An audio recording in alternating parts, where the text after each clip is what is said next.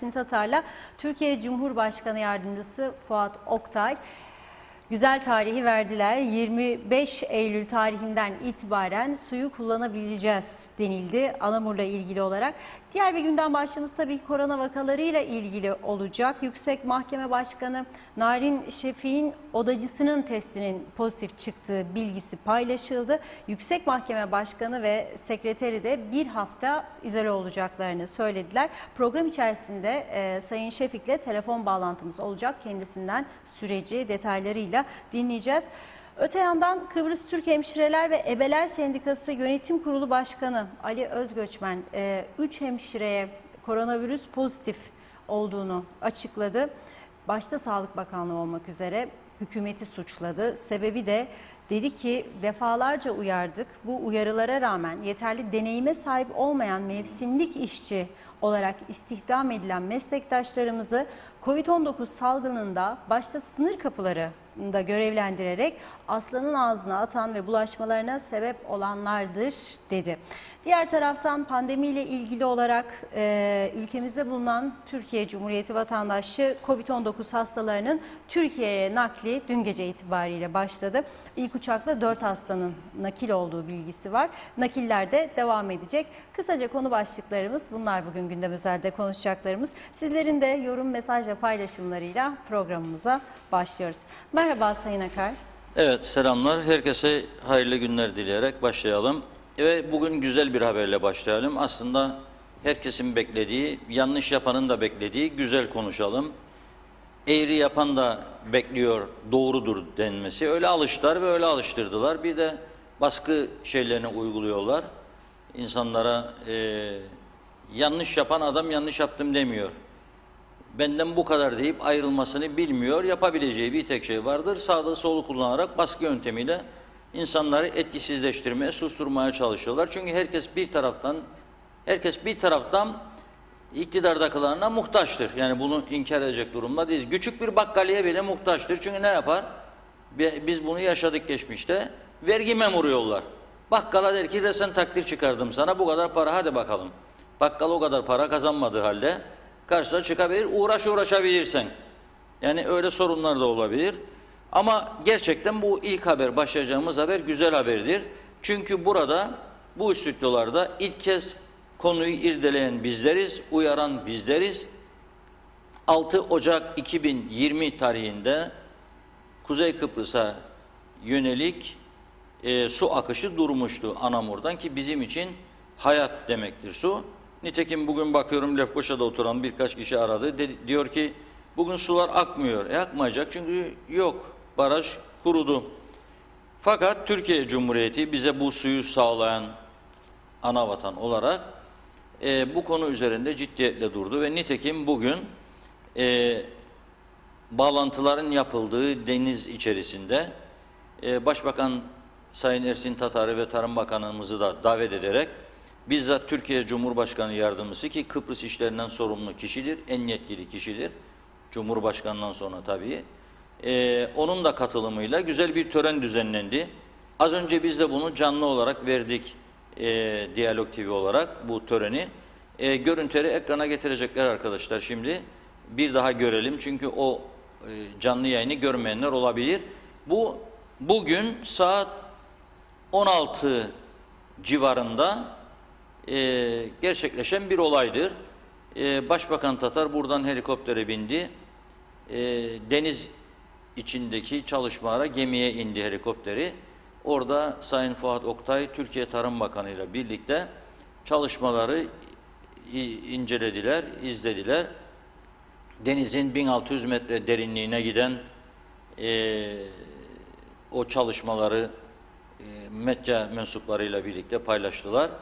Dolayısıyla güzel bir müjde vermiş oldular bize oradan. Ama görüntüler gelemiyor ekrana. Arkadaşlar dokan düğmeye gelsin görüntüler. Fotoğraflar değil, video. Az önce yayınlanan video görüntüleri. Neyse, devam edelim. 25 Eylül'de müjde verildi. Bu çok önemli bir haber. Bütün Kıbrıs Türk halkına biz de buradan yayınlayalım. Aferin be, başardık, çok güzel. 25 Eylül'de su pompalanıyor. buraya. Yani ne kaldı? Bugün ayın 10'u, 15 gün sonra. Dolayısıyla 15 günde de fazla bir sıkıntı yaşamayız. Çünkü Güzelyurt'taki kuyular hemen hemen tümü devrede. Oradan su çıkıyor. Güzelyurt'tan çıkan su da akıp Lefkoşa'ya, Lefkoşa'dan Gazimavsa'ya kadar uzanıyor. Dolayısıyla bugün bu güzel müjdeyi verdiler bize. Buna da hasrettik. Çünkü bu koronavirüs meselesinde bize devamlı şunu söylüyorlar. Elinizi yıkayacaksınız diyorlar. Evet. Nasıl elimizi yıkayacak? Yani su olmazsa biz nasıl elimizi yıkayacak? Onun için suya çok ihtiyacımız vardı. Biz dört gözle bekliyorduk bu haberi. Ve nihayet bugün bu müjde verildi. Türkiye Cumhuriyeti hükümetine çok teşekkür ederiz. Bizzat Sayın Fuat Oktay bu konuyla çok ilgilendi ve başından sona takip etti ve bugün kendisinin söylediğine göre Cumhurbaşkanı Sayın Recep Tayyip Erdoğan da bizzat ilgilendi. Bugün oradaki çalışmalar hakkında da bilgi verdi. Aferin çocuklar, kutluyorum sizi. Olacak, her şey güzel olacak. Su geldikten sonra her şey güzel olacak. Temizlenecek. Memleketin belki pisliklerini de temizleyecek. 25 Eylül gerçekten bizim için çok önemli bir gün olacak. Dediğim gibi baraj sıfıra indi, su seviyesi. Kuyular da belirli bir şekilde ancak üretim yapabilir. Bir süre sonra durmaya başlayacaktı. Sıkıntı çok daha fazla artacaktı. Şu anda ihtiyacın yarısını bile karşılayamıyorlar. Üretim zaten az olan üretim durma noktasına gelecekti. Büyük sıkıntı. Ayrıca sabahleyin sizin konuğumuzdu Gıda Mühendisleri Odası Başkanı Sıdık Hanım. Gerçi o sorduğumuz soruya ben tam tatmin edici bir cevap alamadım gücenmesinde. Kuyu suyuyla zepseleri sorduğumuz yetiştirin. Zepse ne kadar sağlıklı? Zaten hayvan gübresi falan dedi. Ben Amerika'da ve Türkiye'de toprak ve su analizleri üzerinde çalışmış ve üretim, tarımsal üretim üzerinde eğitim görme bir tarafa öğretmenlik yapmış, eğitim vermiş Türkiye'deki tarımcılara tanıdığım kişiler var. Onlarla konuştum geçmişte. Şöyle bir tespitleri vardır. Eğer ürettiğiniz sebze ve meyve içilebilir kalitede su ile üretilmiyorsa o sebze ve meyveyi tüketmek sakıncalıdır. Çünkü aynen insan hayatı gibidir. Bakterili bir su içersek nasıl ki sağlığımız zarar görür.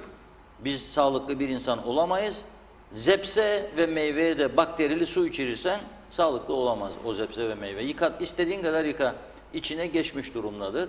Ben öyle öğrendim onlardan son 15 yıl içerisinde ve buna da özen gösteririm. Ve genellikle içilebilir su ile yetiştirilen zepse bulursam onu almaya çalışırım. Onu yemeye çalışırım. Ama tabii ki marketlere gittiğimizde hangisinin öyle hangisinin böyle olduğunu bilmiyoruz. O ayrı mesele. Netice itibariyle bugün güzel bir haber bu. Bu haberi, güzel haberi bütün izleyicilerimizle paylaşarak diğer konularımıza geçelim. Korona meselesine geçelim. Evet. Tabii üzücü bir haber aldık. Yüksek Mahkeme Başkanımız tabii sonuçları negatif kendisinin ama orada çalışan odacısının sonuçları pozitif çıkınca Sayın Narin Şefik Yüksek Mahkeme Başkanımız kendisi ve sekreteriyle birlikte kendilerini bir hafta izole etme kararı almışlar. Bu olumlu bir karardır. Örnek bir karardır. Narin Hanım az sonra bizimle telefon bağlantısı kuracağız kendisiyle. Anlatacak tabii düşüncelerini. Ama bu dönem bizim mahkemelere çok ihtiyacımız vardı. Her şeyden fazla polis ve mahkemelere çok ihtiyacımız vardır. Polis huzur içindir, mahkemeler de adalet içindir ve bildiğimiz kadarıyla on binlerce dosya vardır mahkemede. Alacak verecek davaları var, suçlar var. Aile mahkemelerinin gündemi yüklü boşanmalar var. Koronanın yarattığı etkiyle artan boşanma davaları var. Dolayısıyla mahkemeler bizim için yani bu ülkenin sağlığı ve güvenliği açısından, insanların huzuru açısından adaletin tecelli etmesi açısından son derece önemlidir. Ayrıca bir de seçim var. Narin Hanım Yüksek Seçim Kurulu Başkanı'dır aynı zamanda. O sürece de hazırlanması gerekiyor. Dolayısıyla bunları kendisiyle konuşalım. Evet, şu an kendisi telefon hattımızda. Efendim merhabalar. Merhaba, iyi yayınlar dilerim. Tekrar sizi ekranlarda görmek çok büyük bir zevk. Özlemiştik Reşat Bey. Tekrar dönüşünüzden çok mutlu olduk. Narin Hanım, tabii siz negatif çıktı, çok sevindik. Sekreteriniz de, ama neticede mahkemeye kadar ulaştı. Çünkü bir yığın insan girip çıkıyor oraya. Evet, evet. Doğaldır. Erken zamanda siz de bu süreyi tamamlayıp göreve dönmenizi umuyoruz. Ama şöyle sizinle konuşmak istedim. Bugün katıldığınız için çok teşekkür ediyoruz. Estağfurullah. Ne hissettiniz? Yani böyle bir şey duyduğunuzda, bu süreçle ilgili olarak bir yargıç olarak nasıl bir değerlendirme yaptınız? Yani bize kadar ulaştı bu iş. Tedbirler konusundaki düşüncelerinizi bir mahsur yoksa öğrenebilir miyiz? Ya, tabii ki. Yani ben son birkaç gündür çember gittik sonra daralıyor diye konuştuğumu hatırlıyorum ve gittik sonra bu olaylar yakınımıza geliyor diye çok konuştuk ve bundan dolayı bir huzursuzluk olduğunu da ifade ettik. Tabii bütün bunların başlangıcı herhalde 1 Temmuz tarihi olarak gösterilebilir. Yani o tarihten sonra kontrolsüz bir giriş olması bence bugünlere kadar gelmemize sebep olmuştur diye. Bu benim bir vatandaş olarak düşüncem. Mahkemede bir pozitif vaka çıkması evet çok üzücü. Üstelik benim çok güvendiğim, çok iyi bir memur olan odacım da çıkması beni çok üzdü. Kendisine güvendiğimiz için herkes haftada bir girişte görev yaparken bu arkadaşımız haftada 2 yapıyordu. Çok disiplinli çalışan bir çocuk ve giriş çıkışlarda kayıt alıp ateş ölçme işlemini yapanların içerisindeydi. Tabii mahkemeye her gelenle muhatap oldukları için odacılar kolektif olarak bize PCR yaptırabilir misiniz lütfen diye bir ricada bulundular. Evet. Biz de bunun neticesinde onlara bir PCR yaptık. Yapılacağında öğleden sonra geldi ekip. O nedenle sadece seçimde çalışanlar içerideydi ve hasbelkader ben de mahkemeye döndüğüm saati diye ben de yaptırdım. Sekreterim de içerideydi. Hep yaptırdık. Negatif sonuç çıkaracağını düşünerek, ben hiçbir zaman kötümser olan bir yapım yok. Yani kötü haber gelene kadar iyi olmasını beklerim. O nedenle hiç düşünmedim. Beni hastaneden, yani resmi olarak değil de gayri resmi olarak bir meslektaşım 8 civarında telefon etti. Efendim dedi, odacınız pozitifmiş. Tabii bunu teyit etmek ihtiyacını duydum. Teyidi aldıktan sonra üzüldüm. Yani başkasının pozitif olmadığı o andan itibaren bize söylendi ama tabii ki bu testlerin bir defada yeterli olmadığı, arkadan daha farklı neticeler çıkabileceğini de hepimiz biliyoruz. O nedenle yakın temasta olan kişilerin daha dikkatli olması gerektiği bir gerçek. Yakın temasın 15 dakikadan fazla 1,5 metre mesafeden daha az bir mesafede konuşmayla oluştuğunu da bu vesileyle öğrenmiş olduk. Evet. Ne girişlerdeki avukatların bu yakın teması var ne de biz mesai arkadaşlarının var. Çünkü sadece işte evrakları götürüp getirmedir görevi, yani yakın mesafede çalışmıyoruz. Ancak bana bulaşıcı hastalıklar üst kurulundan bir doktor belgeden dedi, elden dedi geçmiş olmasın dedi. Sizi dedi bir hafta izole etmek iyi fikir olacak. Onun üzerine ki hem ben hem sekreterim izole olalım. Çünkü biziz en yakın temaslı olan. 3. sekreterim zaten rahatsızdı 2 gün. Bugün ona da test yapıldı. O nedenle bir hafta izole olacağız. Bir hafta sonra tekrar test yapacağız. Sağlık ekipleri de bugün gelip mahkemede bütün diğer personele PCR testi yaptırdılar. Hem savcılar hem mahkemede çalışanlara. Umarım bu neticelerde başka vaka çıkmaz. Evet. Bu arada sizi bulmuşken konuşmak istediğimiz birkaç konu vardır. Tabii buyurun. Kısaca onları sormak istiyorum. Bir tanesi, anayasa değişikliği olacak 11 Evet. Ekim'de aynı zamanda. Evet. Bunu siz çok istediniz. Sizden önceki başkanlar da istedi. Çok iyi hatırlıyorum. Bütün Evet. partilerden bunu onlar da rica etti. Siz de rica ettiniz ama bugüne kadar olmadı. Şimdi Bu anayasa değişikliği kısaca neyi içeriyor? Bu konuda bize bilgi verebilir misiniz? Ne olacak? Sadece bir noktadır Reşat Bey, Yüksek Mahkeme yargıç sayısının artırılması. Yani bir maddedir. Bir maddede esas yargıç sayısının şu anda 8 Yüksek Mahkeme yargıcı var, başkan da dahil olmak üzere. Yeni metinde bu sayı 16 artı 1'dir. Çoğaltılmasıdır talebimiz. Bir başka küçük bir madde vardır. Onun çok bir önemi yoktur ama en azından onu da söylemek gerekir herhalde. Bugüne kadar daima Yüksek Mahkeme Başkanı'nın hastalığı veya da yurt dışında olması halinde en kıdemliye vekalet eder. Bu yeni taslakta bu aynen korunmuştur. Ancak gerekli olduğu takdirde, çünkü geçmişte yaşanan bazı olaylardan dolayı bu eklenmiştir. Gerekli olduğu takdirde Yüksek Adliye Kurulu vekalet edecek olan başka bir kişiyi de görevlendirebilir diye bir değişiklik var. Onun dışında herhangi bir şey yok. Yani 8 olan yargıç sayısı 16 olsun istiyorsunuz. Evet, öyle mi? Evet, Peki evet. bunun gerekçesi dava sayısının çok olması mıdır? Evet, dava sayısının çok olması Yüksek Mahkemenin yargıçlarının yapmakla mükellef olduğu davaların dışında da işlemler vardı. İşte şu anda biliyorsunuz Yüksek Seçim Kurulu olarak seçimlerden sorumluyuz. Bunun dışında Adliye Kurulu üyesiyiz. Mahkemelerle ilgili sorunların çözüldüğü yer Adliye Kurulu. Ayrıca tüzük yapma yetkimiz vardır. Birçok yasada tüzüğün Yüksek Mahkeme tarafından hazırlanacağına yer verir. Bunu da hazırlamak lazım. Anayasanın bize tüzük yapma yetkisi vermiştir. O da bizim görevimizdir. Ama en önemli sebebimiz bizim şu anda Yargıtay ceza dediğimiz, yani ceza davalarının istinafını yapan daimi bir mahkememiz yoktur. Bu mahkemeyi Yargıtay Hukuk'dan 2 üye alıyoruz. Yüksek İdare Mahkemesi'nden 1 üye alıyoruz ve haftada 1 oturum yapıyorlar. Ceza davaları için bu yeterli değildir. Daimi oturan bir ceza istinaf olması lazım. Bir de Yargıtay Hukuk'un dava sayısı bir heyetin yapabileceğinin çok üstündedir. O nedenle yani başka bir heyet oluşması gerektiğinden dolayı bu artışı istiyoruz. Tabii ki bu yetki Yüksek Adliye Kurulu'ndadır. İlk etapta tek bir yeni heyet oluşması için 3 kişinin atanması söz konusu olacaktır eğer evet çıkarsa. Anayasa değişikliğinin çok zor olduğunu hepimiz zaten biliyoruz. O yetki bulunacak. İleriki yıllarda ikinci bir heyet, Yüksek İdare Mahkemesi için ikinci bir heyet, İdare Mahkemesi için gerektiği takdirde o şekilde kullanılması için bu rakam konulmuştur.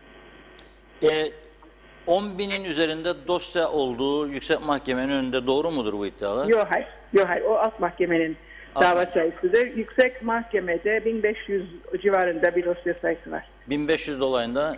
Evet. Dava sayısı var. Yani tam size yanlış bir rakam söylemeyeyim ama evet.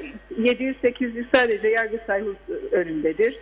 400-500 yemin önündedir. Diğer dosyalar daha azdır. Peki bir bilgi daha aktarabilirseniz, bu korona sürecinde davaların sayısında yani sizin dikkatini çekecek kadar dikkatinizi artış oldu mu?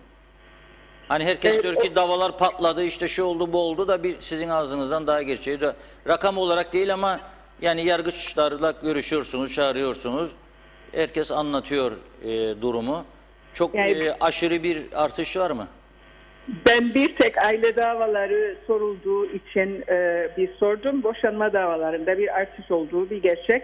Ama onun dışında hukuk davalarında artış olduğu ya da patlama olduğu bilgimde yok Reşat Bey. Evet. Peki çok teşekkür ediyoruz. Sizlere de ben kolaylıklar diliyoruz. İyi istirahatler. İyi çalışmalar. İyi yayınlar. Teşekkürler. Bye bye. Evet. Sayın Narin Şefik Yüksek Mahkeme Başkanımızı dinledik. Bu da Kıbrıs'ın, Kuzey Kıbrıs Türk Cumhuriyeti demokrasisinin çok güzel bir tarafıdır aslında. Yani başka ülkelerde Yüksek Mahkeme Başkanı canlı yayına bağlamak mümkün değildir. Böyle bir durum nadirdir. Bilmiyorum varsa da duymadım ben bugüne kadar ama bizim ülkemiz demokrasisinin bu da güzel tarafıdır. Çok seslilik aslında şeyi kaçırmazsanız, kontrolü kaçırmazsanız elden çok faydalıdır. Ama kontrolü kaçırır veya kasıtlı hareketlere çevirirseniz o zaman farklıdır. Ben şu anda hükümetin bu almış olduğu pandemi önlemlerinde bazı maddelerin kasıtlı olduğuna inanıyorum. Yukarıdan tövbe olsun Allah kesin bana dese ki yok oğlum yanlışsın, ben kendi bildiğimi söylerim. Benim bildiğim kasıtlı davranışları vardır. Şimdi beni inandırabilir, ikna edebilir mi Sağlık Bakanı veya bir başkası ki yani bet ofisleri açık bıraktı gece kulüplerinde. Yani ben gece kulübüne, meyhaneleri 6 kişi de olsa 6 kişi sandalyeleri nasıl olacak? Birer metre mesafede olamaz bir defa. Evet. Meyhanenin özelliği arkadaş dost sohbetidir ya. Gideceğim ben 6 kişi, kandırmasın beni. Yani yakın oturacağım, sohbet edeceğim. Elini de vuracağım omzuna, o da bana vuracak. Bravo da diyeceğim, bilmem çak da yapacağım. Yani bu bekar olan adam, evli olanlar daha çoktur belki de. Neyse o yöne girmeyeyim ayrıntı ama çok insanın da kafayı bulduktan sonra uğradığı yerlerden biri de gece kulüpleridir. Şimdi bunu yani yok mu diyecekler bana. Duyduğum kadarıyla Sayın Bakan demiş ki ne yapsınlar o zaman bu kadınlar şimdi kontrollüdür. Açık olduğunda, açık olmadığında kontrolsüz yaparlar ilişkilerini falan. Onun için demişmiş. Dediyse de doğru söyledi. Onun için ben diyorum ki gece kulüpleri açık olduğu sürece fındık tüketimi artmalıdır. Aganigi, naganigi dün söylediğimin devamını söylüyorum.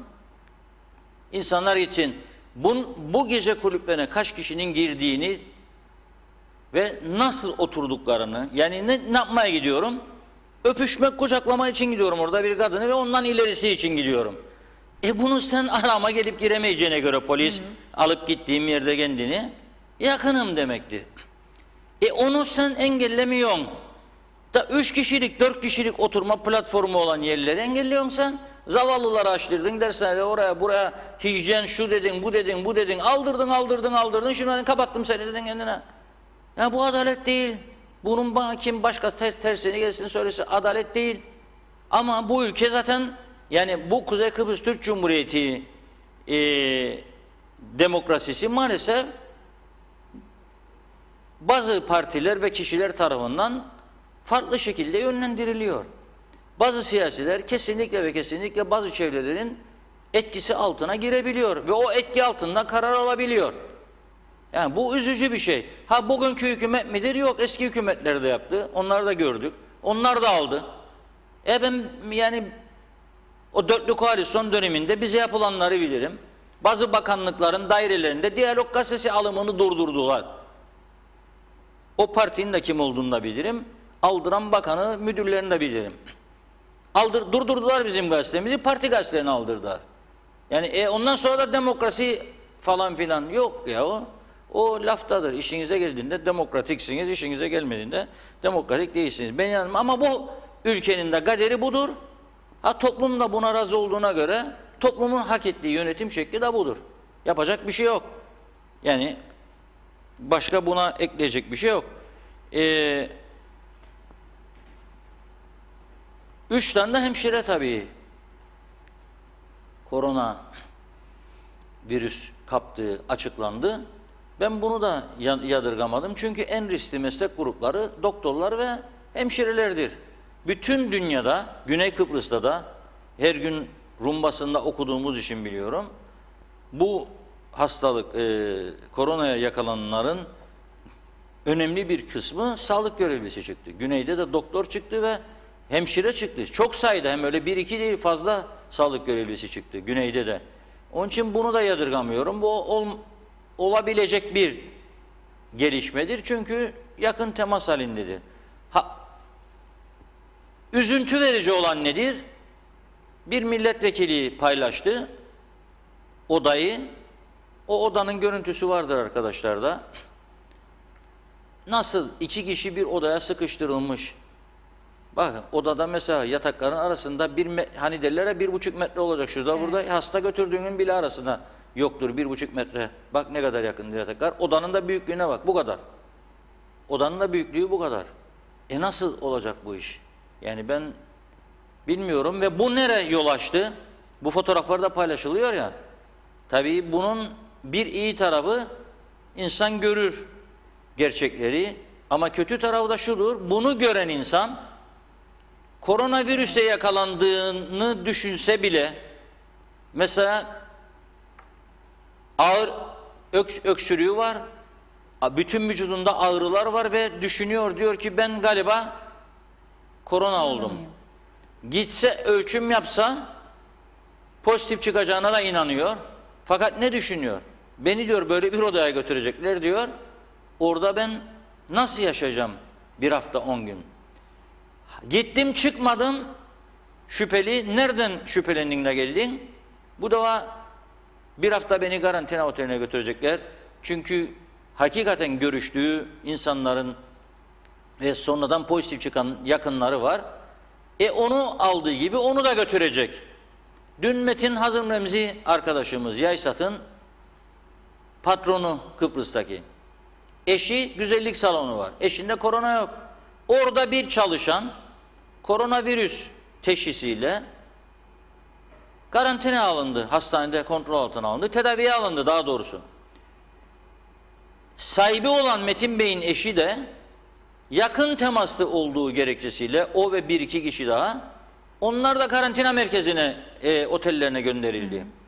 Şimdi dün öğreniyorum, hasta olan taburcu oluyor, evine gidiyor. Ama o hasta olanla temaslı olduğu gerekçesiyle karantina alınan hala daha orada. Bırakılmıyor serbest. Tabii. Nasıl olur bu iş? Hasta olanı bıraktın, tamamdır dedin, sen de tedavi edildin, bitti işin git. Bende bir şey yok.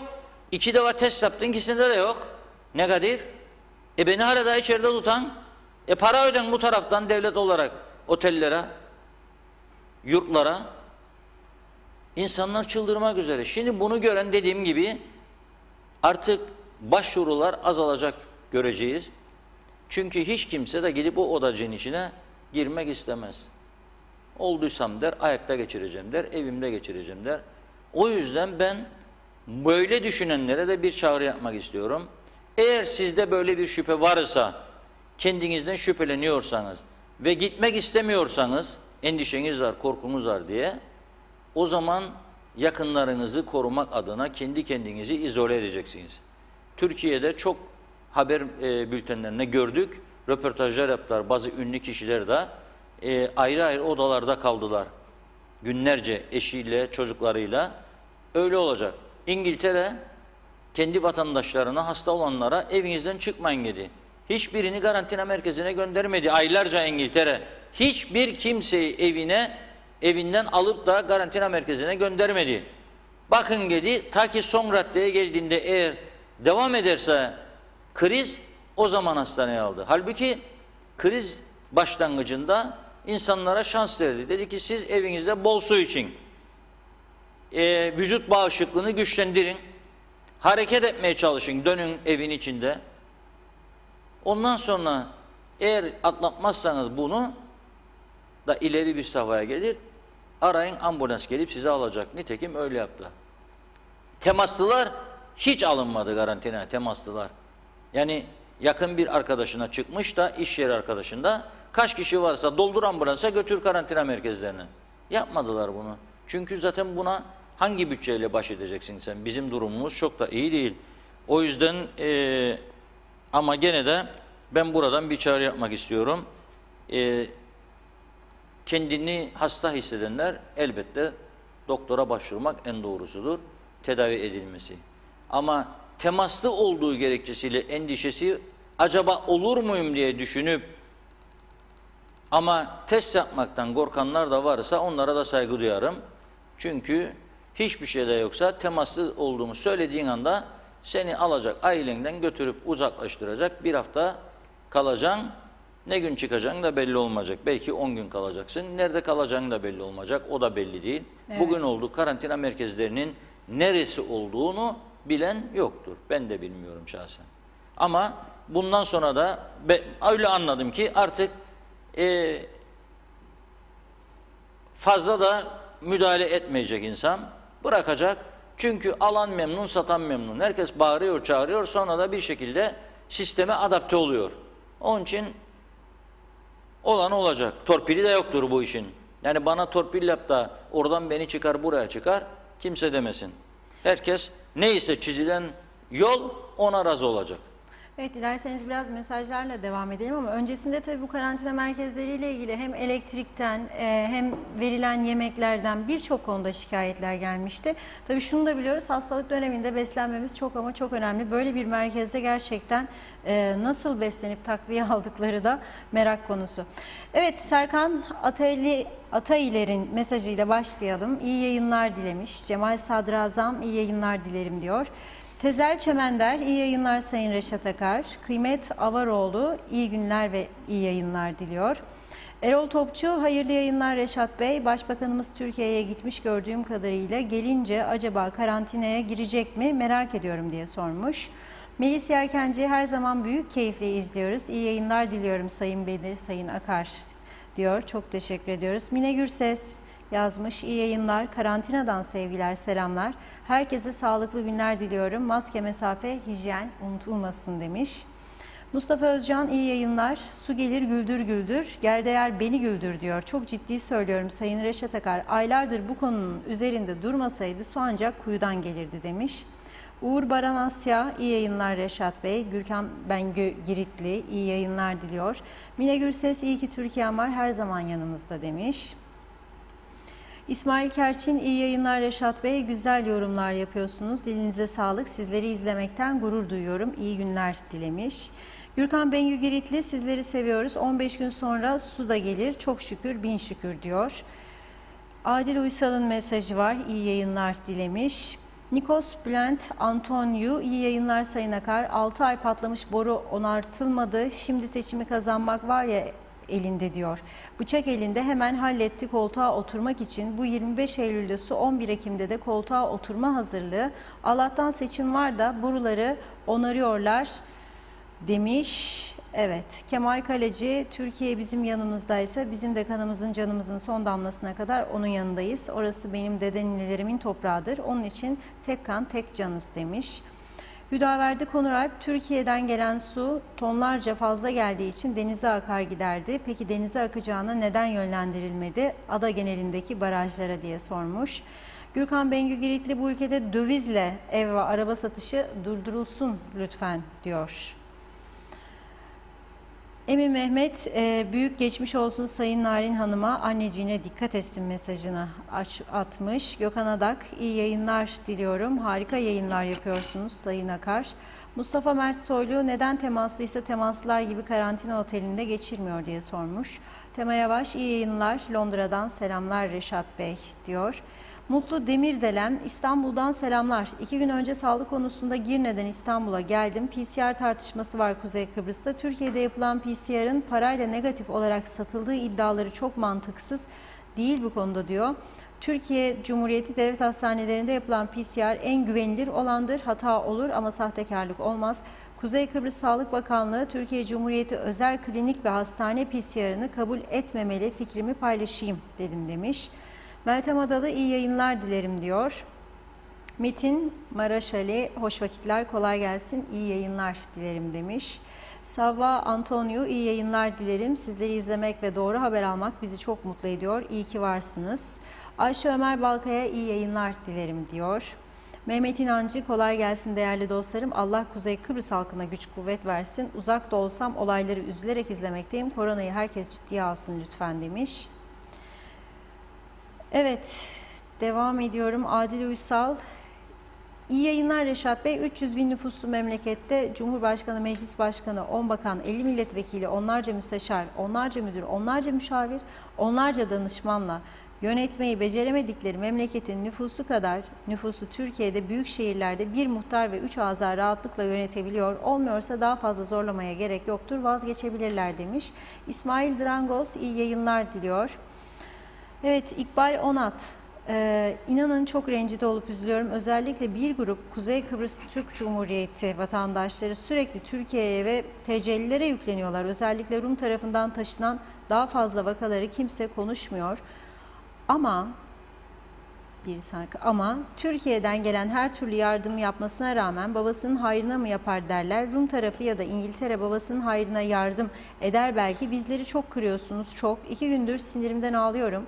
Hiç hak etmiyoruz. Ne kadar çok Türk TC ve TC'liyi sevmeyen Kuzey Kıbrıslı kardeş varmış demiş İkbal Hanım. Erten Kaygan, iyi yayınlar. Elektrik Kurumu, Telekomünikasyon Dairesi, Emniyet, belediyeler ve benzeri kurumlar acil genel bir taramadan geçirilip 2-3 vardiyalı sisteme geçmeli.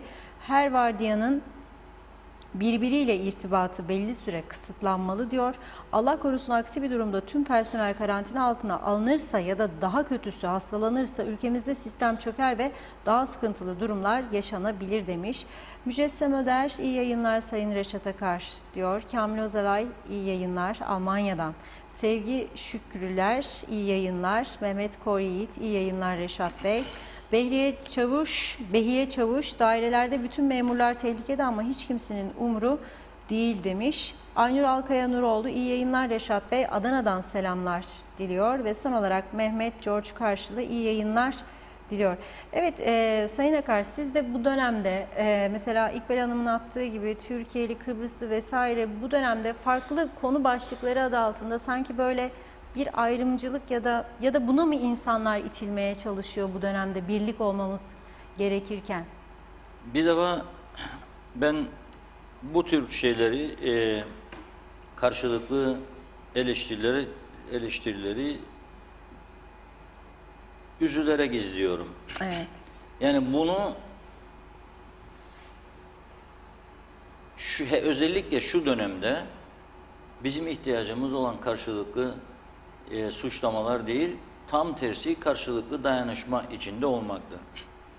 Bir defa şu gerçeğe bakalım ilk olarak. Yanlış bilgiler de yanlıştır. Mesela dün Türkiye'nin önemli bir kanalında Kuzey Kıbrıs'ta yatırımı olan, oteli olan bir en üst düzeydeki beyefendiyi dinledim. Oteli kapatıyoruz dedi, alınan kararlar dedi. Güzel, buraya kadar güzel. Seçimler etkili oldu dedi. Ona da katılırım. 11 Ekim seçim var dedi. Aldıkları kararların seçime de endeksli olduğunu gördük, üzüldük dedi. O da doğru. Yani mesela biraz önce söylediğim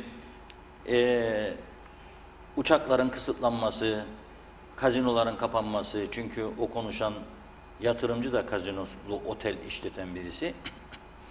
Ama konuşmasının ikinci bölümünde, son bölümünde gerçek olmayan şeyler söyledi. Nedir? Efendim dedi ama o bir taraftan da dedi, Larnaka'dan dedi her gün 45 uçak gelir. Larnaka'dan gelenleri de sınır kapılarından alıyorlar. Onlara karantina istemiyorlar. Yok böyle bir şey. Zaten bırak belayı Rum yollamıyor. Rum yönetimi AB vatandaşlarını bile buraya göndermiyor. Koronanın başladığı haftadan itibaren böyle bir karar aldı. Nasıl? KKTC vatandaşıysa benim vatandaşım, onun da kategorilerini zaten açıkladı Sağlık Bakanlığı. A'da olursa ne olur? B'de olursa ne olur? B kategorisindeyse dedi, mesela İngiltere'den gelenler 2 PCR'ın yanında bir haftada karantinaya gidecek dedi. Yok öyle bir şey elini kolunu sallayarak. Benim kendi vatandaşım, KKTC vatandaşı Larnaka'dan da gelse girecek. Onun için Türk kamuoyuna yanlış bilgi aktarmak da doğru değildir. Maalesef yapılıyor. Türkiye televizyonları Kıbrıs'ı harita üstünden görenlerle bile Kıbrıs tartışması yapabiliyor. Ben bunu görüyorum, üzülüyorum. Bu sağlıklı değil. Sağlıklı değil. Yunan televizyonlarında her gün Kıbrıs tartışılmaz. Yunan televizyonlarında her gün Kıbrıs tartışılmaz. Yunan gazetelerinde her gün Kıbrıs yoktur. Bizim Türkiye gazetelerinde Kıbrıs ne zaman vardır? Kötü bir şey olursa vardır. Kötü bir şey olursa sadece. İyi bir şey olduğunda yoktur. Bu da yanlış. Bunun birileri üst düzeyde, üst makamların alıp briefing yaparak anlatmaları lazım bazı gerçekleri. Bu ciddi bir eksikliktir. Türkiye'de de bizde de ciddi bir eksikliktir. Yani kafadan dolma bilgilerle, gerçek olmayan bilgilerle iki toplumu yanlış yönlendirip karşılıklı atışma veya çatışma noktasına getirmek doğru bir şey değil. Bugün Kıbrıs Türk'ünün bunu halkımızın ezici bir çoğunluğu biliyor. Eğer halkımızın ezici bir çoğunluğu Türkiye'nin önemini bilmemiş olsaydı, yapılan bütün kamuoyu araştırmalarında %80'inin üzerinde 90'a yakın bir oranda olası bir çözümde Türkiye'nin garantörlüğü şarttır der miydi bu halk? Demezdi. Demek ki Kıbrıs Türk halkının ezici bir çoğunluğu Türkiye'nin önemini çok iyi biliyor. Buna hiç şüphe yok. Türkiye'nin her fırsatta yanımızda olduğunu da biliyor. Maaş ödeyemediği aylarda hükümetler, gelmiş geçmiş hükümetler uzun yıllardır Türkiye'nin son dakikada olsa torbaları buraya gönderip bunu ödediğini, sağladığını, yardım ettiğini biliyoruz. Son dakikada olsa Türkiye burayı parasız bırakmadı. Türkiye'nin bir sente muhtaç olduğu dönemleri bilen bir insan olarak, bir gazeteci olarak, genç gazeteci o yıllarda olarak Ankara ziyaretlerinde bazı hükümetlerimizin bulunmuş biri olarak merhum Ecevit'in ve merhum Süleyman Demirel'in dönemlerinde nasıl Kıbrıs'a her şeye rağmen Türkiye'den kesip gönderdiklerini bilen birisiyim. Dolayısıyla bunları inkar edersek yukarıda bir Allah vardır. Olmaz, cezasını verir bunun. İnkar edilecek bir durum değil. Türkiye'siz bir Kuzey Kıbrıs veya Kıbrıs Türk toplumu olmaz. Bakarsak zaten, bırak 60 öncesini, eski yılları Osmanlı döneminin, 63 Rum saldırıların başlamasından bu tarafa Kuzey Kıbrıs'a Türkiye'nin nasıl yardımlar yaptığını herkes biliyor aslında. Yaşı genç olan da biliyor çünkü babası vardır, dedesi vardır. Bir şekilde söylemiştir. Söylememişse de ona sorarsa öğrenecektir gerçek durumu. Bazen öfke halinde Türkiye'de bize ne yaptı? Ya da onun da çıkarları var diyebilirler. Bu çıkarlar karşılıklıdır, unutmayalım. Ve bir de Kıbrıs Türk'ünün nereden buraya geldiğini, hangi bölgelerin, Türkiye'nin nerelerinin geldiğini de unutmamak lazım. Bunu da bilmiyorsak, bunu da hayatta olan en yaşlılarımıza, ailemizin bir ferdine veya güvendiğimiz birilerine soralım, öğrenelim, öyle gidelim. Bu böyle bir noktaya gelmesi iyidir. Bugün bana da atlar birkaç mesaj. İki taraftan da çok ağır laflar, küfürlerin olduğunu gördüm. Bunlar doğru değil. Ama bir şeyi de kabul edelim. Yıllarca bunun içerisinde eksiklerimizi de bırak mali yönden, diğer yönlerden de çalışma hayatında Türkiye'den gelen insanlarla giderdik. Yani mesela bahçecilerimiz, hangimiz elimize çapa alıp da bahçe çapaladık? Kaç kişi? Yüzme havuzlu villalara taşındığımızda bahçeci, Türkiye'den gelen işçi istedik. İş yeri kurduk, öyle oldu. Biz matbaa kurduk, günlerce, haftalarca ilan koyduk. Matbaacı aranır, yok. Ustadan vazgeçtim, çırak gelsin eğitim, yok. Hiç unutmam, bir gün birisi geldi, görüşmek ister, buyursun gelsin dedim. Geldi, bir oğlucuğum var, duydum sizde iş var. Dedim var, münhal koyduk. Nerede? Matbaada. Ne iş yapacak? İşte baskı makinesi var, gazete basacaklar. Hiç yapmadı. Alışır dedim. 3 ay içinde çırak olur dedim. Ne alacak? O alışma döneminde de asgari ücret alacak dedim. 3 ay asgari ücretten daha bir şey bilmez. Duracak, öğrenecek. Sonra da çırak olacak. Çırak olduğu günden 4.000'dir maaş dedim. Çırak olduğu gün. Ustayı bırak. Saatler dedi, çalışma saati. Dedim saat 10-11 arası gelecek. Baskı işleri bitince gelecek. Kaç gibi biter? Yahu şimdi durdun bizi sınava girmiş talebe gibi soruyan buna. Kaçta biterse. Bazı gün belli değil bu iş. Gazete döneceği saat, bir önemli olay olur. Bir kaza olur, başka bir şey olur. Sayfa değişecek. Bekler baskıcı. Bazı gün 2'dir, bazı gün 2,5'tur, bazı gün 3'tür, bazı gün de 4'tür. Ama bu 4 olduğu saat yılda belki 3'tür, 2'dir, 1'dir, 5'tir. Aldığım cevap, yo dedi, bir tane evlatçığım var, getireceğim her gece. Dedim bir gün izin var ya, her gece değil.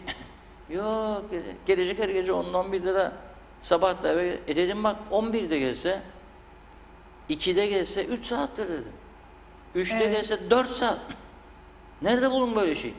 Sana tavsiyem dedim gündüz de başka iş bul kendine, gitsin orada da işlesin, çifte para alsın.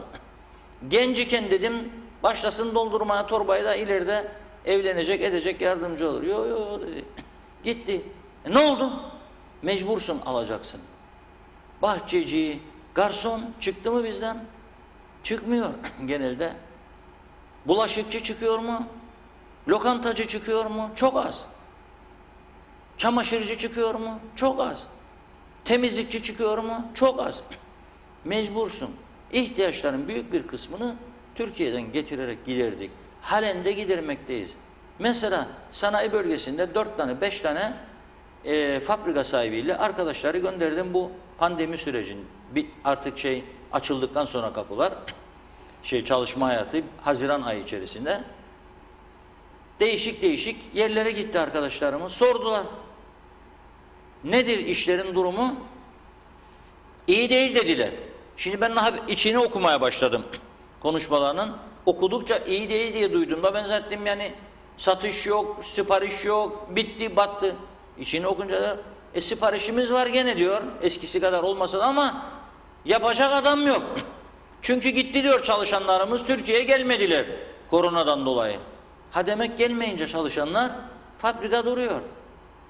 Bunları bir anda unutup da başka bir hikaye geçmek o da bize yakışmaz. Doğru değildir. Yanlış bir şey varsa tabii ki eleştirmek hakkımızdır. Daha iyisini istemek de hakkımızdır. Bak su meselesinde. Devamlı biz burada konuştuk. Devamlı canlı tutmaya çalıştık.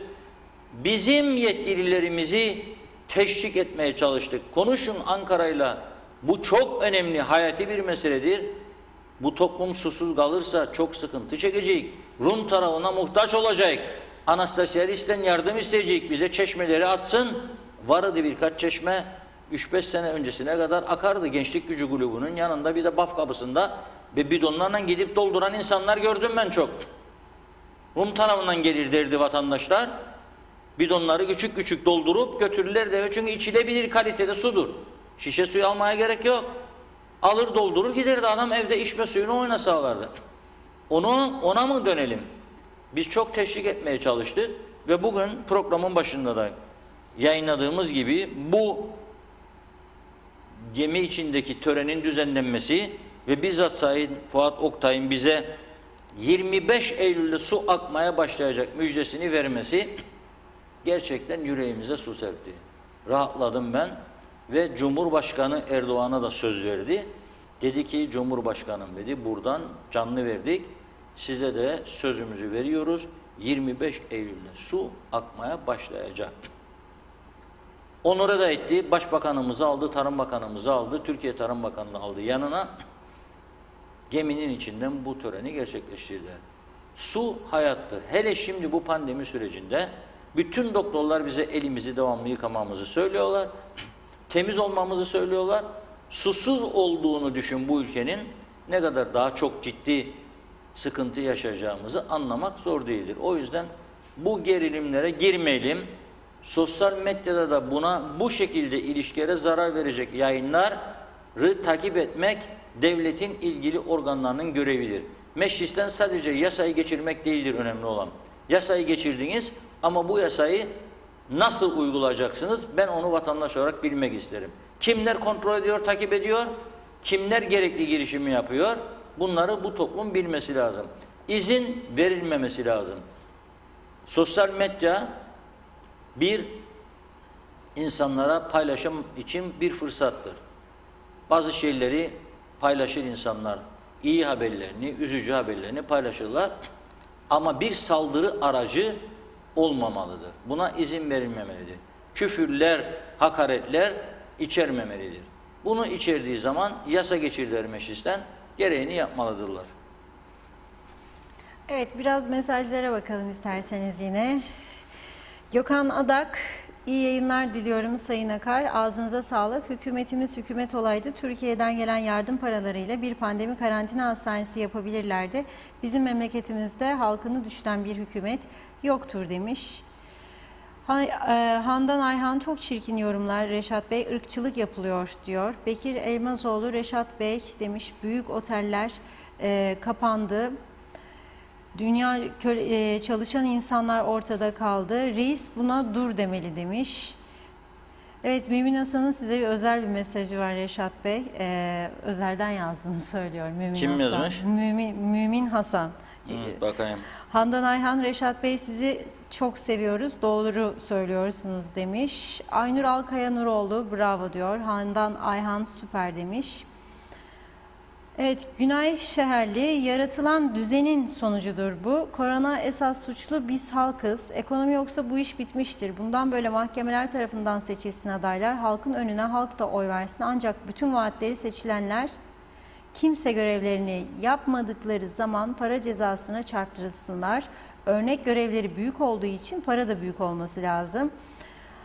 4-3 milyon belki o zaman bu ülke düzelir demiş. Resmen bizlerle alay ediyorlar. Reşat Bey ne söylerse doğru söyler çünkü onu çok iyi tanıyorum demiş. Mustafa Pekün işletsinler bakalım. Özelde günde 8 saat veya maksimum 9 saat haftada 5 gün versinler 4.000 lira. Temiz eline bakın görün Reşat Bey kaç tane üniversite mezunu genç iş ayırt etmeden her işe girer. Günde 11-12 saat günde haftanın 6 günü özel iş yerinin çoğu işletir insanları da verirler. Olmaz tabii demiş insanın psikolojisi bozulur denetim gerekir denetim diyor. Biraz karışık olmuş mesajınız kusura bakmayın. Fevzi Teke hayırlı yayınlar Londra'dan selamlar diliyor. Zihni Kalmaz yorum yapmış ama konuyla ilgili bilgimiz yok. Oktay Demirmencioğlu Türkiye olmasa Sayın Akar perişan oluruz demiş. Handan Ayhan çok güzel bir konuya değindiniz. Sosyal medya birbirlerini yediler diyor. Evet Cem Emre benim üzüldüğüm koronadan çok toplumun geldiği hal. Toplum ikiye bölündü. Kapanalım diyenler ve kapanmayalım batarız diyenler. Kapanalım diyenler ne kadar bencilce, ne kadar düşüncesizce hareket ediyor. Binlerce insanın eve nasıl ekmek götüreceğini hiç mi düşünmüyor bu arkadaşlar? Biz toplum olarak bu hale gelmişsek son nokta benim pek de umudum kalmadı demiş. Evet Ahmet Özdener matbaa ustasının olduğunu söylüyor Sayın Akar. Yardımcı olurum diyor ihtiyaç halinde. Numarasını da paylaşmış bizlerle. Alev Yıldırım İstanbul'dan selamlar. Kalbim sizlerle diyor. Evet Ahmet Fatoş Meniz o da işle ilgili. Tabii şimdi malum özel sektörde kişilerimiz hemen sizin bu açıklamanızdan şu anda bile matbaaya iş başvuruları mesajlarını şu anda alıyoruz. ihtiyacımız yok ama yapsınlar. Ya. İhtiyaç olduğu ilk anda mutlaka davet ederiz gelirler, görüşür arkadaşlarımız. Evet. Yaparız ama yaşadım ben bu süreci. Çok zorluklar çektik. Adam bulmakta çok zorlandık. Ayrılan olduğu zaman çok zorlandık. Hala bazı bölümlerde ayrılan olduğu zaman da zorlanıyoruz. Cihan Hanım çok güzel bir değerlendirme yapmış Cihan Koroğlu. Çalışan kalmadı diyor. İş yoktur derler ama işçi bulmak çok zor diyor. O bu konuyu iyi bilenlerden birisidir. Başka da özelden bir mesaj görmedim bu konuda. O zaman ben devam edeyim. Sezin Osman Mustafa hayırlı yayınlar dilerim. Allah ömrüme muhtaç etmesin sonsuza kadar Türkiye demiş. İyi ki var hep var olsun her zaman yanında şükürler olsun. Hayırlı yayınlar dilerim. İyi ki sizler de varsınız demiş. Yasin Kurt diyor ki kapan da kapan rahibeye döndü memleket demiş. Ahmet Alkan iyi yayınlar diliyor. Şükrü Özgen iyi yayınlar diliyor. Evet mesajlarımız. Pardon, Amber Evren'in son bir mesajı var pardon. Gerçekten kapanalım derken hiç bu insanları düşünmüyor muyuz? Yazık demiş. Evet, kapanalım demek kolaydır. Eğer hele garantide bir maaş varsa Evet. demek kolaydır. Ama kapandığınız zaman da bu maaşların nasıl ödeneceğini de devletin gelirlerinin de sadece kapadan insanın zarara uğrayacağı değil, kapadan insanın vergilerinin toplanamaması durumunda bu maaşların nasıl ödeneceğinin de iyi hesap edilmesi gerekiyor. Benim yanılmayı çok isterim ama hiç hesap kitabı olmayan bir insan dahi bir düşünürse böyle kısacık bizi önümüzdeki günlerin ne beklediğini anlamakta zorlanmaz. Sen eğer ayda 500 milyon 550 milyon Türk lirası sadece maaşlara ödüyorsan kamu çalışanı, emekli, sigorta emeklisi, dul ve yetim, şehit ailesi, sosyal yardım alanlar 78 bin civarında çek gidiyor. Seçmen sayımız da 198 bin. Yani nüfusun neredeyse her iki kişiyi bir ev sayarsan yaklaşık çek girmeyen, devlet çeki girmeyen 10 bin 15 bin yer kalır. Demek ki özel sektörde çalışanların verdikleri vergilerle devlet bu değirmenin çarkını döndürüyor şu anda. Tüketim azaldığında otel yok, üniversiteler yok, nüfus azalmış. Dolayısıyla tüketim azalıyor, alımlar duruyor, mal alımları. Mesela şimdi sen kapattın otelleri, uçak yok, oteller kapandı. Açsın kardeşim diyebilir bazıları. Uçak yoksa nasıl açacağım? Yerli halk da tatilini yapmak isteyen yaptı. Birkaç 5-10 gün içerisinde ciddi ağaçların geleceği söyleniyor. Tatil bitti, deniz de biter. Açık olan otelci boşuna elektrik ödeyecek demektir. Bak Limak ne dedi? Kapattım dedi.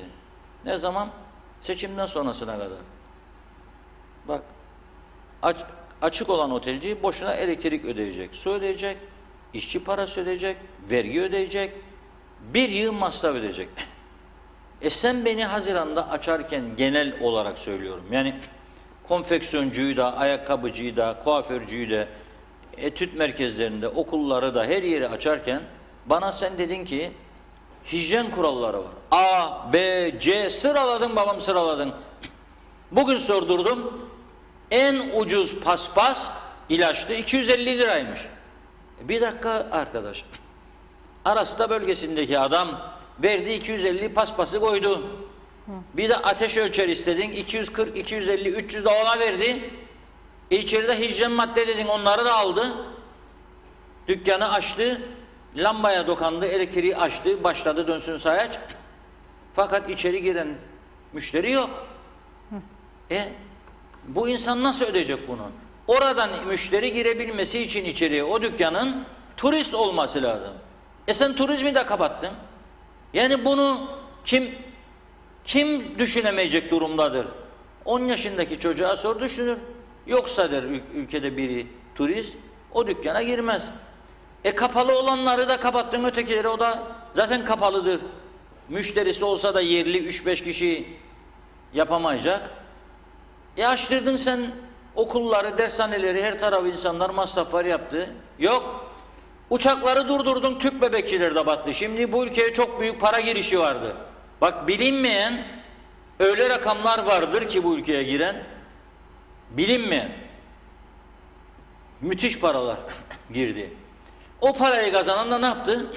Kazandıkça parayı yanında çalışanın sayısını artırdı, maaş ödüyor. O maaş alan da evini geçindiriyor. Ne yaptı başka bu insanlar? Vergiden kırpsalar da, yani tam vergi ödemeseler de, tahmin ederim böyle bir düşünce olabilecek. Ne yaptı?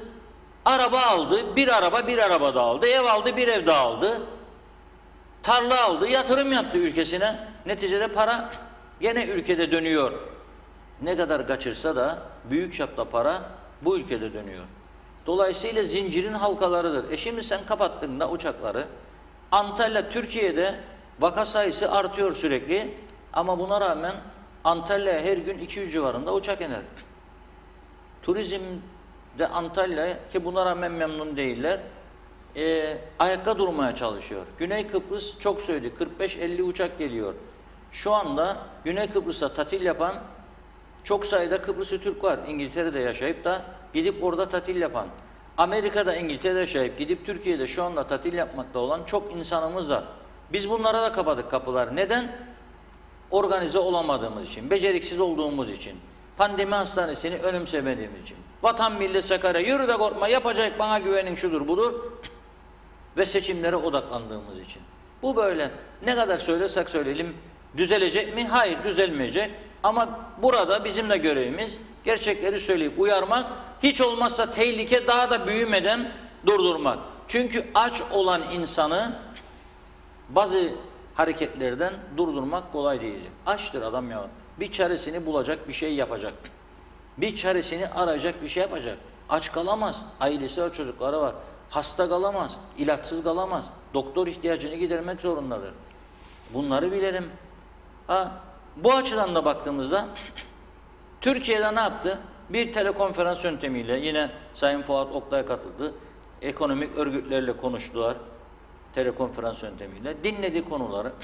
Dinledikten sonra tamam dedi. Hastaneleriniz madem ki bu durumda, ben dedi kendi vatandaşlarımı, Türkiye Cumhuriyeti vatandaşlarını yavaş yavaş aldırayım Türkiye. Bu iyi bir hareket, güzel bir jest. Bunu Türkiye'de Kıbrıs'ı al götür vatandaşın ya da niçin aldın, niçin yolladınız meselesi yapmaya gerek yok. Dedi ki çok doğal olarak benim vatandaşlarım madem ki hastaneleriniz yetmiyor alıyorum dedi. Keşke cezaevindekilerini de alsa. Bu çok güzel, teşekkür etmen lazım. Cezaevi patladı, 580-600 mahkum var, kapasite 280. Bunu görmezden mi gelecek? Yani bunu görmezden mi gelecek? Karşılıklı yardımlaşma, dayanışma anlayışı içerisinde bu sorunları ortadan kaldırmaya bakacağız. Dev bir ülkedir Türkiye. Gönderdi uçağını 4 tane aldı gitti. 4 hastanın gitmesiyle mi rahatlayacak? Yok. 4 gideceğini duydum ben.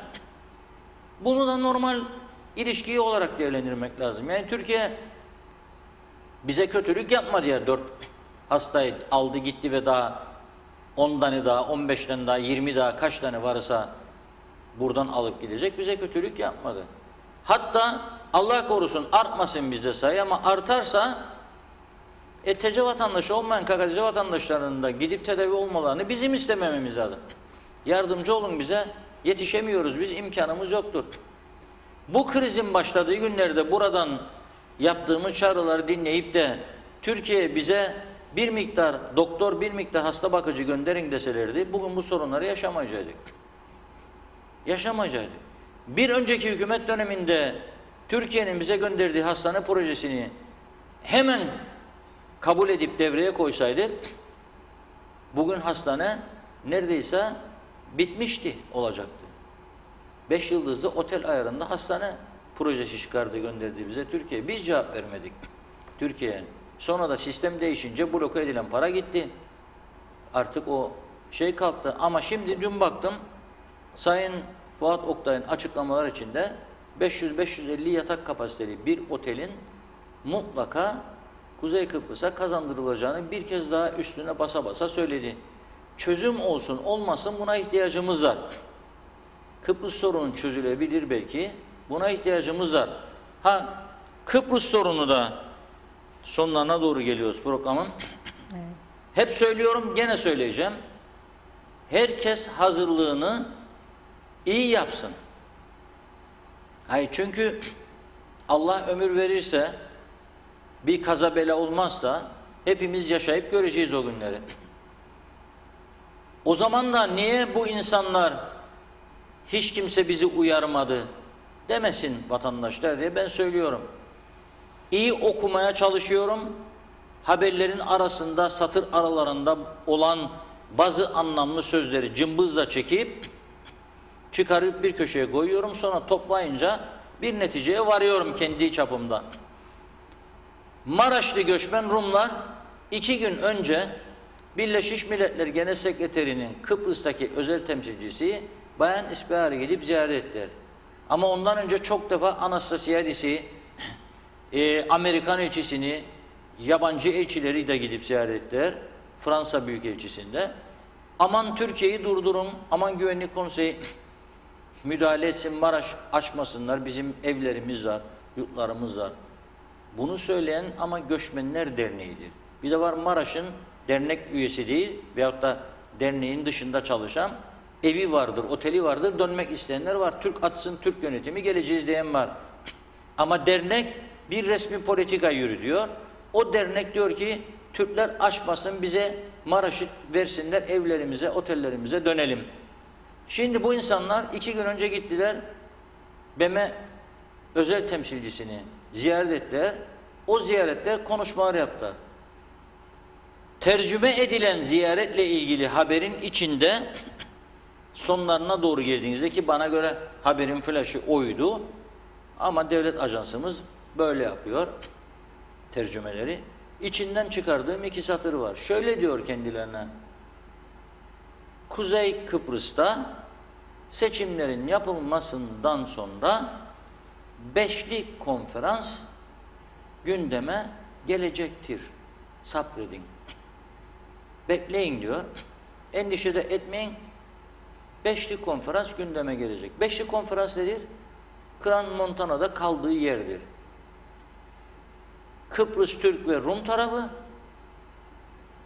3 tane garantör ülke. Kimdir? Türkiye, Yunanistan, İngiltere. Bu beşli konferansın gerçekleşme olasılığının ne kadar yüksek olduğunu sadece bu 2 satır gösteriyor. Peki böyle bir oluşum olduğunda biz katılmayız, gitmeyiz diyecek halimiz yok. Zaten biz de 2004 referandumunda %64-65'te evet dedik. Hayır diyen Rumlar oldu. Ama ne var? Oraya giderken parıl parıl ayakkabılar giyen, hele bazıları ruganı çok sever, ben sevmem. Parıl parıl olacak, siyah ayakkabıyı yalbır yalbır silecek, üstünü bir güzelle parlatacak. Bir öyle gideceksin ki baktığında sana diğerleri Allah diyecek, güzel giyinmiş bu Türk, Kıbrıs'ı Türklerin temsilcileri. Ne güzel ayakkabıları bak. Bir de vardır, ayakkabının üstünde 4 tane yama, altında da 2 tane delik. O zaman da sana öyle muamele edecektir. Zaten bunun bir ayakkabı atsam önüne razıdır diyecek. O durumda gitmememiz gerektiğini söylüyorum. Gitmemek için de akıl kullanıp iyi bir ekonomik duruma ulaşmamız lazım. Ama bu alınan önlemlerle mümkün olmadığını görüyorum. Bu çatışma atmosferiyle de olmadığını görüyorum. Ve bir de bırak Kıbrıs'ı Türkiye'li meselesini, bir de şimdi Kıbrıs'ı memur olan memur olmayan meselesine döndü. Memur olanların da hele 40-45 yaşında emekli çıkıp da hasbelkader müdür oldun, o zaman sen torpil buldun, bir şey buldun, parti rozetin vardı, bağlandın ayda 14, 15, 12'ye, o bari karşı tarafa saldırma haklarına. Facebook kahramanı olup da kapatın her tarafı bitsin. Tamam ama oturduğun apartmanın üstünde veya oturduğun villanın yanında oturan, dükkan çalıştıran komşunu da düşüneceksin. Eğer dükkan kapandıysa, evine gelir getiremiyorsa senin aldığın 14'e göz dikecek. O zaman da çatışacaksınız. Bu noktaya gelmesi çok kötü olur toplumun. Birileri buna akıl verecek ama kim verecek bilmiyorum. Yani kim verecek? Yani mesela Rumlarda kiliseye giderler hafta sonları, papazlar onlara güzel sözler söyler, dualar okur ve etkilenirler gerçekten. Bizde öyle bir durum da yok. Camiye gidip de vaaz dinleyen yok. Televizyonları da istediği gibi dinlerler. Televizyonlarda en fazla sevdikleri mesele nedir? Çatışma kültürü. Çatışma olursa onu çok sever. Toplum izlesin. Çatışma kültürü olmazsa o kadar değildir. Yani biraz düşünmemiz lazım. Geldiğimiz nokta artık kritik bir noktadır. Düşünmemiz lazım. Bir anda her şeyin değişebileceğini de göz önünde bulundurmak lazım. Olmaz demeyelim, olur. 23 Nisan sabahı uyandığımızda kimse bilmezdi dalga dalga buraya binlerce Kıbrıs Rum'un geleceğini. Kimse bilmezdi bunu. Sabah uyandık, baktık dalga dalga. Ve bir bankamızın yönetim kurulu başkanı Girne'den telefon açtı bana o gün. Dedi ki, Reşat Bey dedi, Girne'nin dedi şu anda marinada, Gordon boyunda, evet dedim. Her 100 kişinin 90'ı dedi Rum'dur dedi, 95'i dedi. Kardeşim dedi, şimdi bu adamlar dedi biz buradan gitmeyiz derse da hücum ederler lokantalarında içine de biz burada ekleyip da bizim Türkleri çıkarırsa içeriden ne olacak dedi. Hangi kuvvet bunları buradan çıkaracak dedi. Vallahi dedim, Komiser Colombo olsam sana cevap veremem. Bana öyle soru sordun. Ne bileyim polisin gücüne, askerin gücüne çıkarabilir mi, çıkaramaz mı? Ama inşallah olmaz dedim. Olmaz ya öyle bir gerilim dedim. Kötü düşünme. Olmadı çok şükür. Ama düşünür müydük? Bir anda Girne Limanı'nda Yüzlerce insan oturacak, ben indim o günlerde Girne Limanı'na. Oturacak yer yoktu. Barlar, lokantalar fulldü. Yer yoktu. Yani seni alacak yeri yoktu adamın. Lokantalarda balık kalmadı. Balık lokantalarında. Yoktu. Balık tükenirdi. Yetiştiremiyorlardı. Ama sonra Rumların üstüne böyle bir değnek değdi. Sihirli. Herhalde papaz zemzem suyuna batırdı. Değneği çıkardı. Vurdu bunların başına. Kilisede kesildi. İp gibi. Ondan sonra kesildiler. Biz de seyrettik sadece. Kesildiler. Biz de seyrettik. İnşallah herkes bir önümüzdeki adımı da düşünerek hareket eder de bu süreçte sıkıntı yaşamayız diye düşünürüm. Aksi halde dediğim gibi ayakkabının üstünde 2 tane yama, altında 2 tane delik gören adam sana farklı bakar. Parıl parıl ayakkabı giydin, gıcır, gittin karşısına gene farklı bakar. Ben o inançtayım. Evet, ilginç bir mesaj var. Hülya Uysal Yorulmaz yazmış. Dün gece diyor havaalanında yine korkunç bir manzara vardı. Terhis olan askerleri uçak saatinden 24 saat önce birlikler getirip alana bırakmışlar. Çocuklar yerlerde uyuyorlardı aç susuz. Bir anne olarak bu pandemi sürecinde yüreğim sızladı. Sorumluları cezalansın istiyorum demiş. Ahmet Duymaz diyor ki selamlar. 1,5 ay bizleri evlere kapattılar. Kira, elektrik, su, gıda. 1,5 ayda 5.000 lira para gidiyor. Devlet 1.500 lira ödüyor. Sadece kira 2.000 lira. Sonra her şey düzeldi şükür dedik. Alelacele Rum kesimi ve Anavatan'la kapılar açıldı. Şimdi tekrar aynı duruma dönüyoruz. Kim bu durumun hesabını ödeyecek? Kim yine 1.500 lirayla geçinecek diye sormuş. Fahri Tilim soruyor, Pilli Beyefendinin konuşmasından da bahsedin diyor. Kendi çocuğunu yollamaz, bizim çocuklarımızı okula yollamak istiyor demiş. Hasan Atasoy, iyi yayınlar. Hükümetin verdiği 1 Ekim tarihi doğru mu sizce? 1 Ekim sonrası açılım olur mu? Hükümetin sözüne güvenimiz kalmadı. Sizin görüşünüz nedir acaba diye sormuş. Bana göre 1 Ekim'de, bana göre benim inancım, inşallah yanılırım. Ben açılmasından yanayım ama açılmayacak. Seçim var. 11 Ekim'e kadar Facebook kahramanlarının isteklerinin dışında bir şey yapmaz bu hükümet. Birkaç kişi saldırdı ya, kapadın yeter ya falan filan, dediğim gibi onlar da az önce bahsettiğim dilimde olanlardır. Ve zannediyorlar ki Anamur suyu gelecek ama Ankara'dan torbalarda paralar da gelecek de dağıtsınlar. O su gelecek ama para öyle al da dağıt memurlara, kapalı ekonomi zannetmem. 11'inde de olmaz, 18'inde biter ikinci tur.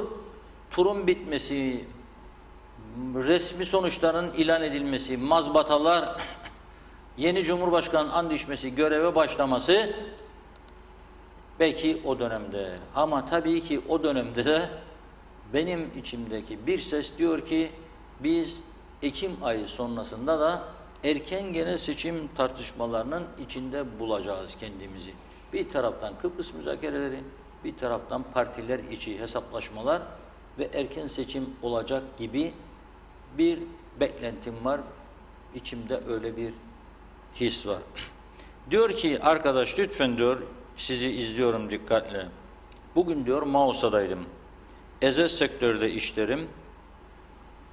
Bir markete girdim diyor. Markette diyor, baktım diyor, bir müşteri demiş ki ben bayındırlıkta çalışırım. Biri de maliyede. Marketçiyle konuşurlarmış. Demiş ki bu 2 kişi maliye ve market bayındırlıkta çalışan marketçi, bu işten karlı çıkan öğretmenler oldu demiş. Hem parayı aldılar, hem tatil, hem izinleri de yanmadı. Ben de diyor bir özel sektör mensubu olarak onları hayretler içinde dinledim. Yani bir taraf şimdi diyor ki biz de aldık para ama biz çalışırız. O bir de ama diyor o biri almadan çalışmadan alıyor diyor. Onun için daha önce söyledim, bir kez daha söylüyorum. Herkese askerler şu anda savaş yoktur. Görev versinler, maaşları nakit olarak torbalarda bütün ada halkına, Kuzey Kıbrıs halkına dağıtsın. Bu sorun bitsin, kimse işlemesin. Kimse işlemesin. Değil mi? Öyle olacak bu iş. Sonunda yahut da tam beklentilerin tersi olacak. Yani Ekim sonu torbaları bulup doldurabilecek miyik? Benim endişem vardır. Kazanmayan adam, işlemeyen adam para kazanmaz. Para kazanmayan adam vergi vermez. Vergi toplayamayan devletler de maaş ödeyemez. Bu kadar basittir bu iş. Ha ödedi, bugüne kadar pandemi vardı da onu da söyledik, daha önce defalarca söyledik. Eski geriye dönük paralar aldılar. Açacak deyip de otelcileri. Rum tarafına akan büyük para vardı. O paranın akışı durdu.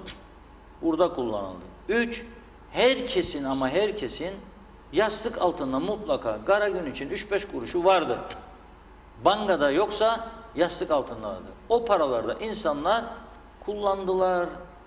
Kimisi dibini gördü, kimisi yarısını bitirdi, kimisi daha azını bitirdi.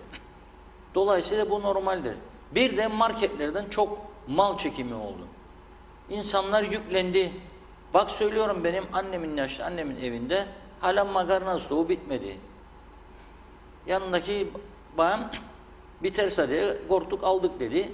Bakıcısı şeker, pirinç, makarna, pilavlık bulgur, fasulye, bakla almışlar.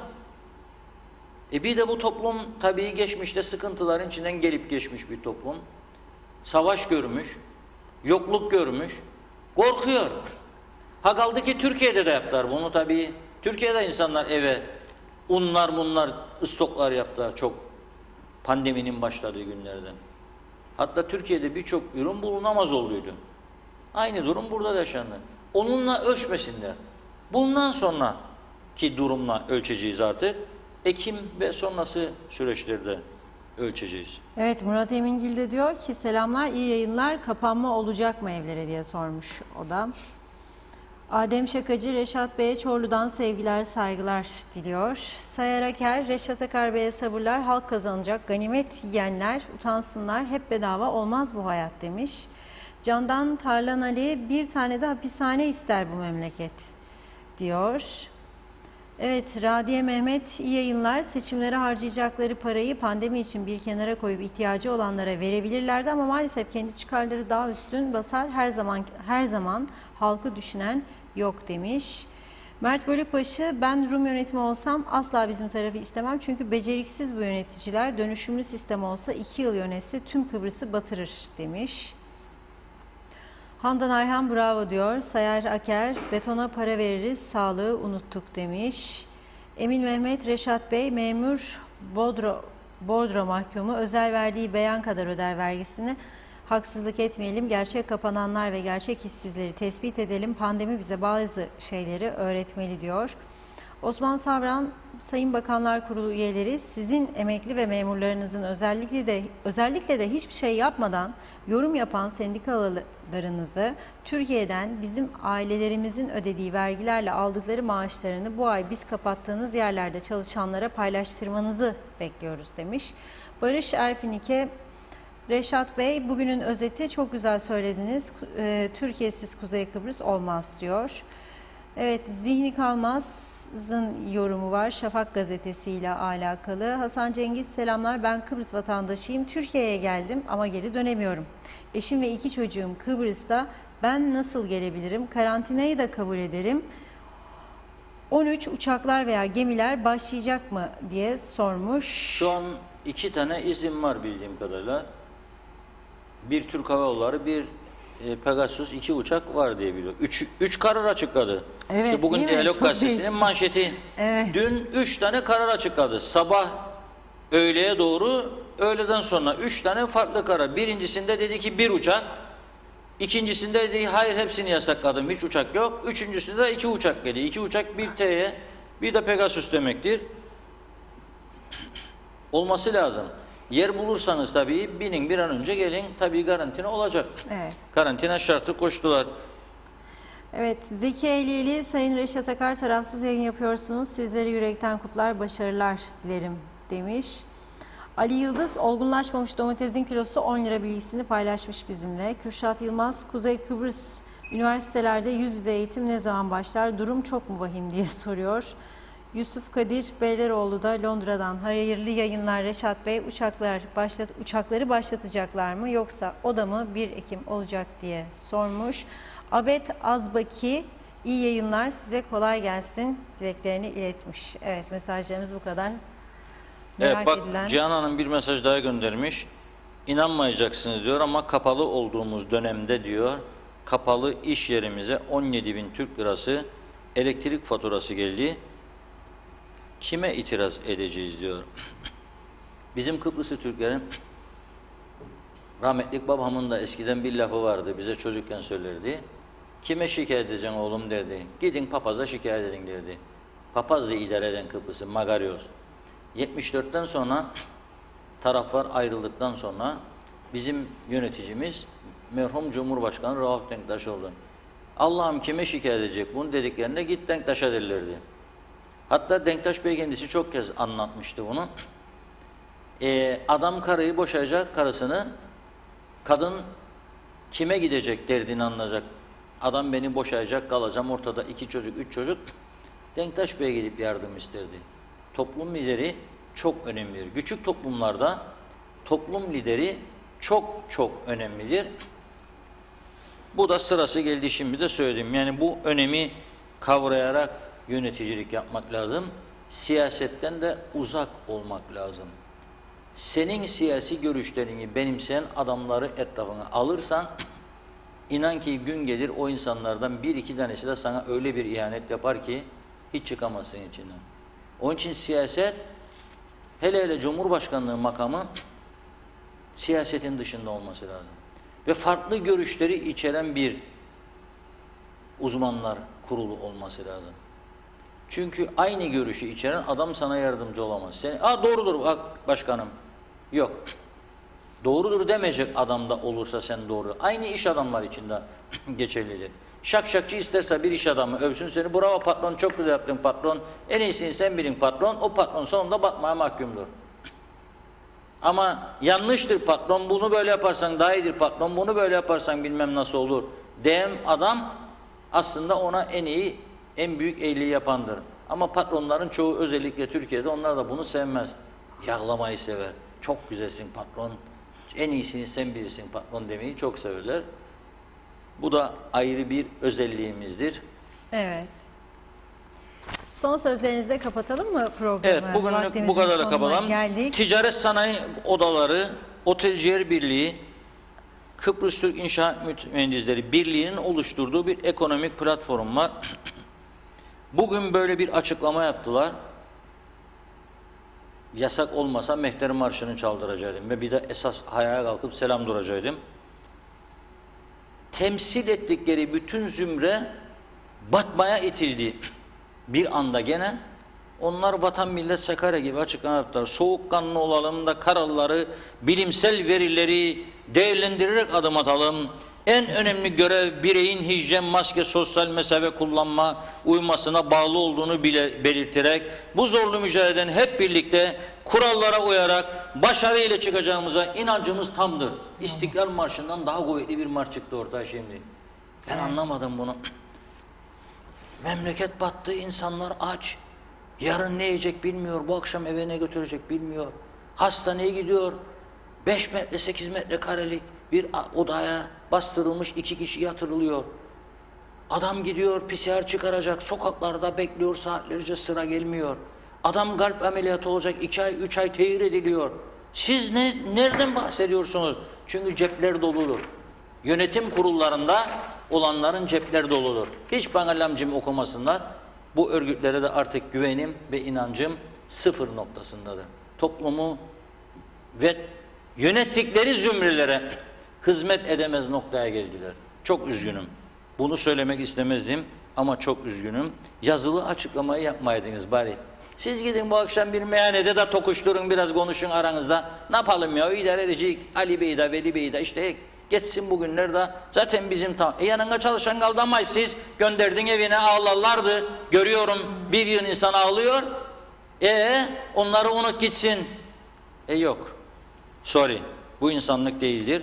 Kapatın dükkanları, gidin oturun evinize siz de bir süre. Hiç de açıklama yapmayınız. Çünkü böyle açıklama yakışmadı örgütlerinize ve temsil ettiğiniz insanlara. O insanları kapattığınız bütün iş yerlerinin hiç olmasa patronlara ayırıyorum dışarı artık.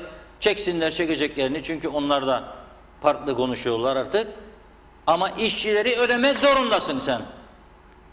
Kapattıysan benim iş yerimi, benim iş yerimde çalışanları, nasıl ki öğretmeni ödüyorsun, okula gitmedi kapattın, onu da ödemek zorundasın.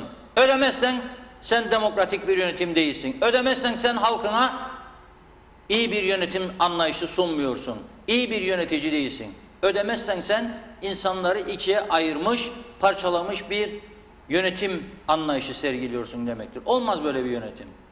Olmaz. Son derece üzüntü vericidir. Olmaz. Ve bu insanlara da söylüyorum, başınızı kumdan kaldırın, hakkınızı talep edin. Avukatlar da diyor ki, anayasamıza göre bunu bu şekilde yapma hakkı yoktur bunların.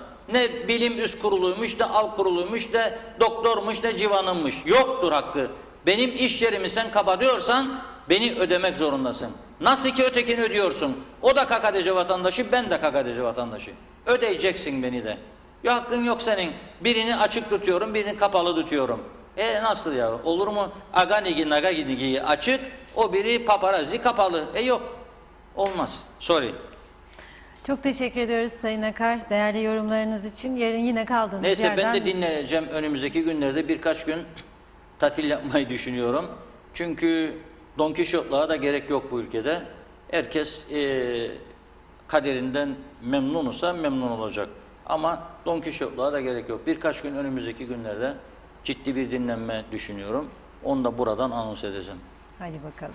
Peki teşekkür ediyoruz. Evet sevgili izleyenler, Gündem Özel'in bugünlük sonuna geldik. Yarın yine aynı saatte bizler burada olacağız. Görüşmek üzere. Hoşça kalın.